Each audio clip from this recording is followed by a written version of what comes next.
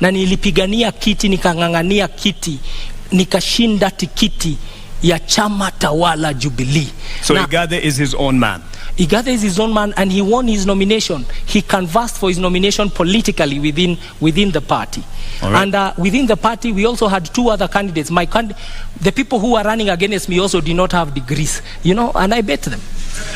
All right, on that point, I think you'll be happy with this intervention because your competitor for the governor's seat has arrived, and would like to now call in Senator Igathe-Sakaja. Hey, karibu mdosi. Sasa bro, how are you? Good, how are you doing? Good, karibu sana. Good to see you. Pole. Traffic mbaya tutasort. Thank you very much. Senator Sakaja, why are you late? Well, my opponent is used to head start, and so I wanted to give him an opportunity, and we're here. Lakini mbona umekuja kuchelewa? Nilikuwa nataka kumpa nafasi, aanze, amezoea kupatiwa nafasi ya kuanza. Na hakuna haja kuzingatia hiyo zaidi. I think we all know the head start we're talking about, that is from government, TC, but good to see you, Polycarp. Good to see you, Sakaja. Welcome. I look forward to a good debate. Thank you. All right. What separates you from your top competitor for the governor position? Well, Polycarp Igathe is a great man. He's a friend of mine. We've been in Jubilee together. We've campaigned together. I think what separates us is the heart to work for the people. He's had a career in the corporate sector. I've had a career in public service and in leadership. The problems this county has, the challenges in our city, the issues we need to deal with, need solid political leadership, and that is what I know. Naam, swala la maadili katika uongozi lina umuhimu gani katika siasa zako, katika kampeni yako, katika mchakato huu mzima wa kuwania kiti cha ugavana katika kaunti ya Nairobi? Swala za maadili ni muhimu sana, kwa sababu kiongozi sio tu yale ambayo unasema ama yale ambayo unazo kama fikra, ni yale ambayo unafanya. Integrity is extremely important, na mimi nazingatia masuala yote ya maadili. I think integrity defines who you are, and it's not about who you are in public but also who you are in private, and that's what defines a leader, because as a leader your work is to set a good example. Your work is to show the community and the society where to go to. And so, of course, integrity is not perfection. Integrity is not pontification. Integrity is not saying that you'll never make any mistake. Integrity is taking responsibility. And integrity is being able to stand up and say, yes, on this I am right, and yes, on this I am wrong. That is integrity. You speak about abiding, and part of the requirement for governor is the competence and the credentials. Yes. Do you believe that it is important for someone running for governor to have a degree? It's not just important, it's a requirement by our constitution. Do you have a degree? That's the reason I'm here. That's the reason I've been gazetted. I do have all the qualifications required to run for governor of Nairobi, and on top of a degree, beyond just the academic qualifications, I have the competence, the character, I have the will and the experience to lead this county of Nairobi. Why is it so contested? Because as I've said, the head starts being sought include that. I think, and I feel bad for my opponent, because majority, or rather the biggest part that his team has been relying on was not to have me on the ballot. I'm glad I had his aid, because I've been around, I've been in this complex and listening, saying that he wants me on the ballot. I'm glad he said that, but many of his political benefactors do not want me on the ballot because they know the effect of that. I do have a degree from Team University. I presented it on the 6th of last month to the competent authority, which is the Commission for University Education. After that, it was presented to the counterpart commission in the in our neighboring country. They verified it. Many people have said that I'm trying hard to prove that I have one. Actually, it's my detractors trying hard to prove that I don't have one. Now, this issue is before the court, and the reason I sympathize is that if my opponent and his team focused on going to the people, then they would stop looking for solace in the courts. I have it. In fact, I would want to display it today to all of you to see. I don't know how you'll verify it, But the competent authorities and institutions that have to, verify it have actually said it is correct. Na kwa dakika moja unusu, kwa sababu sasa hivi tutaanza kuzingatia muda kulingana na sheria na masharti ambayo tuliweka awali. Kwa dakika moja unusu, endapo utachaguliwa kuwa gavana wa kaunti ya Nairobi, kisha baadaye kesi iwasilishwe mahakamani ambayo itabatili ushindi wako, utawajibikia wakazi na wapiga kura wa Nairobi? Hakuna kesi inaweza kubatili ushindi wangu, kwa sababu kwanza ushindi wangu, unajua ndugu yangu anaongea juu ya 8:57 am. Ushindi wangu utadhihirika, utaonekana. Nafikiri vile mmetutawanyisha kutoka wale wengine ilikuwa kwa sababu ya utafiti ambao umefanywa, na utafiti umeonyesha kwamba niko mbele zaidi. Mambo ambayo yako kotini yataisha kwa sababu tunajua ukweli ambao uko. Hakuna tashwishi hapo. Na zaidi ya hiyo, kwa sababu kumekuwa na hiyo, unajua, kizungumkuti ambayo imeongozwa na serikali, and I have said it previously, who has been driving this and how it's been driven. I think by the time we're going for re-election, we'll make sure that there's even more to be able to show on that. So that is not an issue of concern. What is of concern to us, and what is of concern to anybody worth his salt as a leader in this city, is the plight of the millions of Nairobians who are suffering the lack of dignity and the lack of order in our city. And that is where our focus must be. So I do not expect any challenges beyond that, because what is out there is political propaganda. If you look at the lengths that the state has gone to try and stop my candidature, if you look at the resources deployed, including diplomats and the ambassador, etc., intimidation of institutions, revoking and revoking, etc., then you know that there's something there. And I think nothing of that source will stand the test of time. Are you saying that those who are backing this fight for your contestation for the position of governor are behind your competitor? Yes. What do you say about that? You have an opportunity to respond. Our worthy competitors have pitched themselves as victims, and the entire platform is victimhood. That they are victims of the weather, they are victims of the law, they are victims of what they call the system. But facts are facts, and the truth is the truth. I have said I really would love to meet Senator Sakaja. I think out of abundance of the heart, I would like to meet Senator. I would like to meet.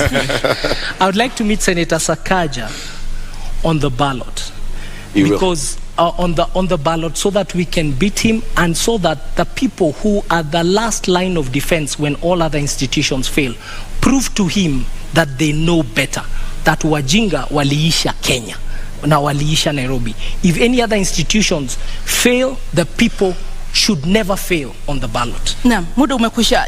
Senator Sakaja, je, uamuzi wako kuingia kinyang'anyironi, ama niweke hivi, uamuzi wa kuingia kinyang'anyironi ulikuwa wako binafsi au ulikuwa wa chama na kiongozi wa chama?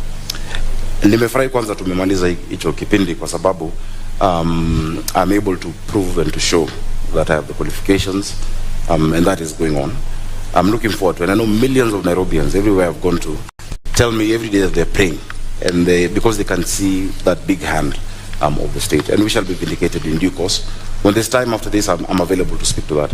Of course, my intention to run for governor of Nairobi has been my intention. I've grown up in this city. I was born in Ngara. I've seen this city when it had some semblance of a working city, and I've also seen the lack of dignity and order in our people. The lack of dignity when Mama Mwende in Kayole had to watch her daughter die at Mama Lucy because of an ambulance.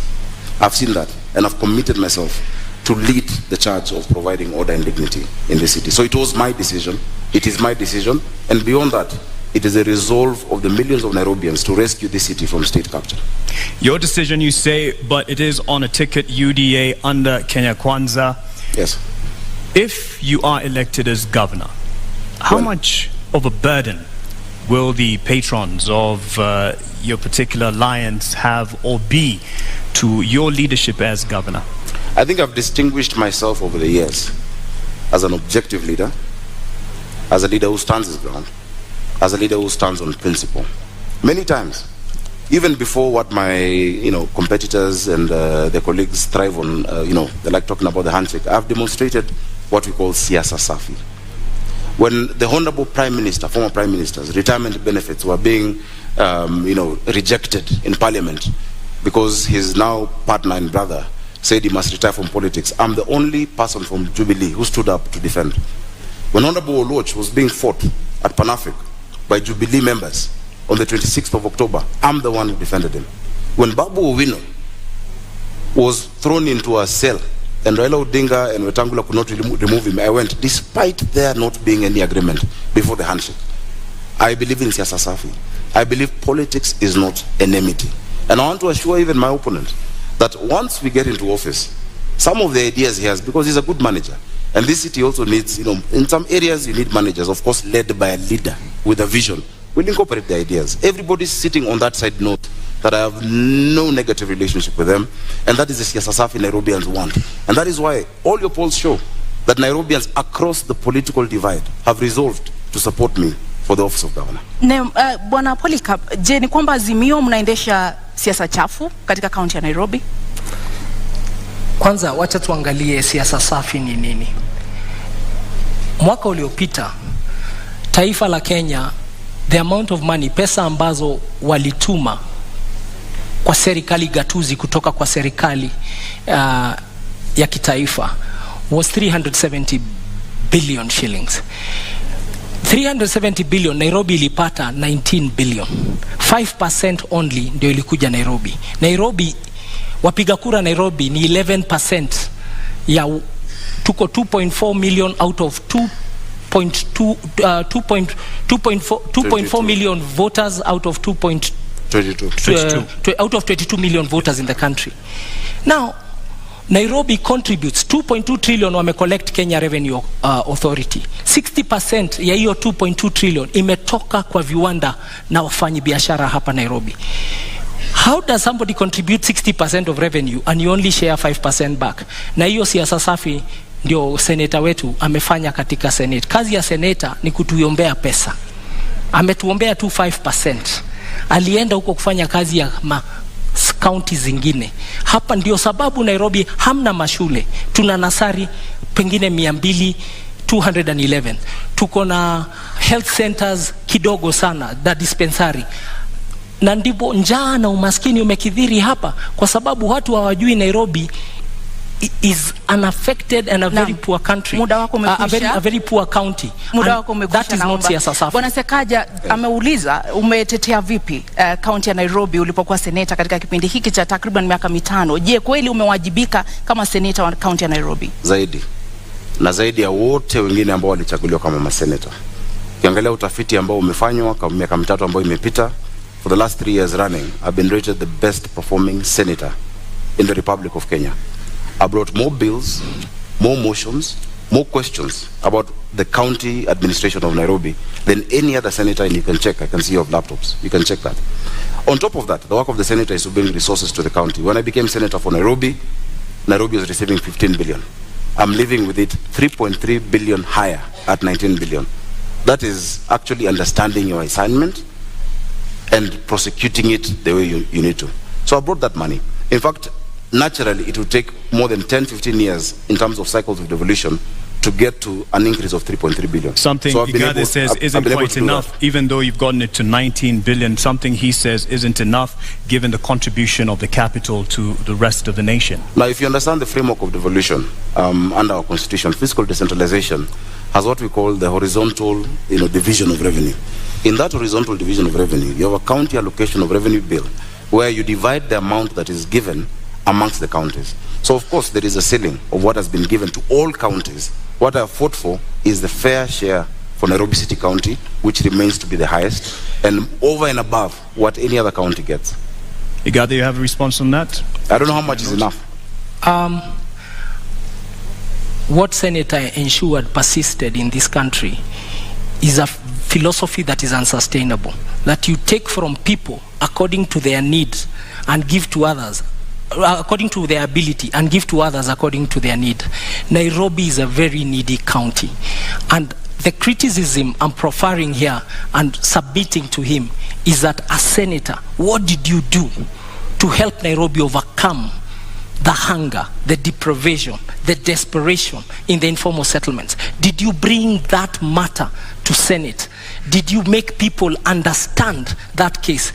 Instead, what we saw, he was a leader a group called Team Kenya that even removed incentives for county to generate their own revenue. We used to get 1% extra if you generate your own source revenue. Like Nairobi is only generating this is going to do about 9 billion of its own revenue. So the the CRA, Commission for Revenue Allocation, was giving us brownie points as a county if you collect your own revenue and you don't rely on the national government. And these are some of the things he did not protect as our senator. So how does somebody fail or does not succeed in their task and then you give him the job of governor? Na ulifeli katika kutetea na kulinda rasilimali za kaunti ya Nairobi, na ukiwa seneta kwa takriban miaka 5 ambao umekuwa katika uongozi, umeweka mikakati gani kudhibiti na kuimarisha ukusanyaji wa mapato katika kaunti ya Nairobi ambayo yameonekana kudidimia? 19 billion from 15 billion is success. It's an improvement. In fact, if I succumbed to the sloganeering that my worthy competitor is talking about, you know, which in fact his argument is the best case to show that education does not necessarily equate to intelligence. Because if I bring a box and tell you this is 1 man 1 shilling and it's 1,000 bob to you, and inside it's 500 shillings, would you accept it? What they were offering Nairobi Polycarp was 134 million shillings more. I refused with my Team Kenya. I said Nairobi has the depth of poverty, that urban poverty bites harder than rural poverty, that you have nothing in this city, you'll have nothing to eat, you'll have nowhere to stay. And I refused that 135 million shillings and got 3.35 billion shillings for the people of Nairobi. If it was just to fall for the empty slogan, Nairobi would still be at 15.8 billion shillings today. So I'm very proud, and I'm proud of all my members, because not only did I secure that for Nairobi, I showed this country that there is no Kenya A and Kenya B. There's no second-class county in a first-class country. And I stand my ground that we must be patriotic. Even as we're in Nairobi, we have people from all across the country. On top of that, I can list you the bills. I brought the startup bill. I brought the prompt payment bill. I brought the National Disaster Management Authority bill in the Senate. I have fought for Uber drivers, Taxify and all digital hailing apps. I have spoken about the demolitions and even stopped demolitions that are going further. I have done a lot. In fact, if you gave me maybe an hour or so to just list the things I've done in the Senate, and I hope the next Senate of Nairobi will be able to fill in those big shoes, that response, because it is work that we've done. Let's push on with that aspect then. On you talk about not having enough funds allocated to Nairobi given its place in the nation. However, there is the issue of not being able to actually get the potential revenue that it can get owing to the cartels in the city, which have been a thorn in the flesh of the administration, but it can be argued also fostered by the leadership. What will you do to get rid or deal with the cartels? Igathe, you have a minute and a half. Thank you very much for that question. Nairobi collects, for sure, way above 200 million shillings every day. But what ends up in Nairobi coffers is around and about roughly 40 million a day. So over 160 million shillings is lost every day. That's the fact. We've had a senator whose work is also oversight. And Senator Sakaja, you had a chance to be seen in this country oversighting the county of Nairobi. When push came to shove and the impeachment question came to the floor of Senate, it's up to Kenyans to see how you voted. Not only did you did not even take a decision, you abstained. You walked away from the conversation. We have not seen you. Nairobi County employees, in fact, we have to apologize to them. They do unbelievable. Their salaries are delayed. Their remittances are delayed. The Auditor General's report about Nairobi City County is that Nairobi City County's has a debt of over 80 billion now. That is what it has been given an adverse opinion. But have we ever heard once our senator speak about it?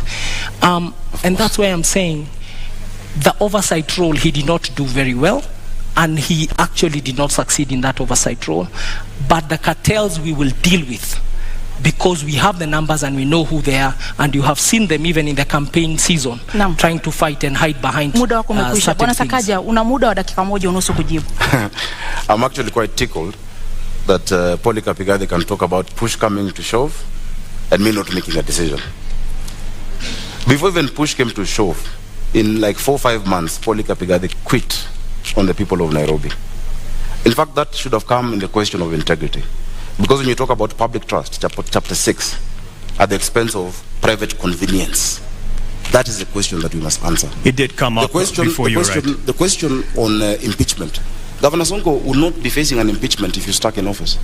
In fact, if you're stuck in office, you probably would have been the incumbent governor. If you're stuck in office, there'd be no NMS in Nairobi. The reason we have NMS in Nairobi is after Polycarp Igathe could not wait or stand the heat in the kitchen, he ran away in less than 6 months. This city needs resilience. You need to be tough. You cannot say that you have betrayed 800 and I think, how many votes did you guys get? 40 or something thousand votes, 840,000 votes, because you could not get the trust of one individual, yet 1 million Nairobians have given you the public trust. When push has come to shove, look at the Senate answered. I have spoken more times than any senator. I have raised more questions in the Senate than any other senator. In fact, I have taken the former Governor Sonko to court on the action he took on Matatus. The record is clear. This county needs a political manager who understands how to deal with the leaders and how to deal with the issues of the people, but has a thick skin. In fact, if half of the tribulations I'm facing right now in my bid were on Polycarp, Azimio would have no candidate. But I have stood. Your time is out. You've stood. You ran off. He'd have quit. Integrity.